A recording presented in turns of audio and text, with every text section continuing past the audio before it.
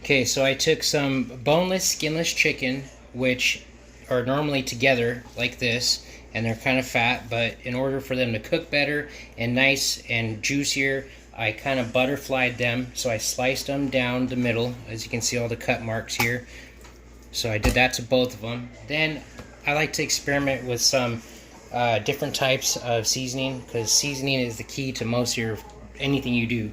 So it's this one is roasted garlic and herb, very good, which I've already kind of, well, I guess I'll douse it a little bit because I've been throwing it around a little bit. Just I sprinkle a little bit, flip it over, and always constantly wash your hands because you definitely don't want to make anybody sick.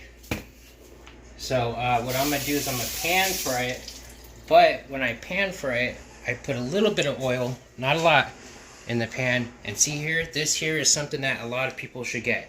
It's a universal lid that is that fits on any pan like this here. Here's a medium sized one. I've put it on smaller ones. It works great. So I'm going to put it, and never cook your food on high. You shouldn't rush your food. So you're going to put it on a medium flame, and you don't have to let the oil cook too much. I prefer not to, because as soon as you put it on, it sears it. So I kind of, do it while it's cold, while it's not so hot yet.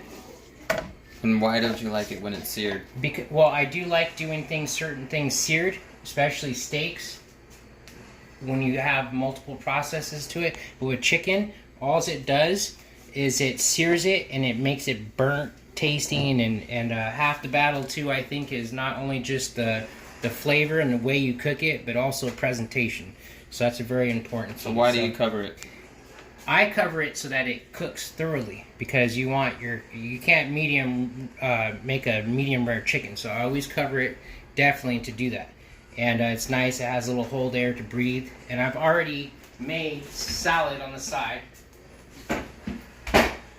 which is ready to go, which already has, it's got croutons, I already put cheese and cucumber in there. And where's the tomato? I'm not adding it to it because the tomatoes weren't that great at the store. So I'm not going to, sometimes the produce is good and sometimes it's not. So if you get a tomato and it's too juicy, it's kind of like watery in the texture, when you eat it, it's not that great. So we're going to slowly cook the grilled chicken.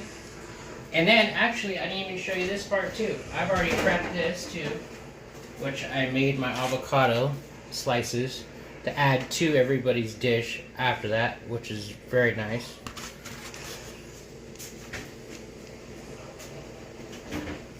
And it doesn't hurt to have a little bit of white wine as you cook, because it's stressful cooking, especially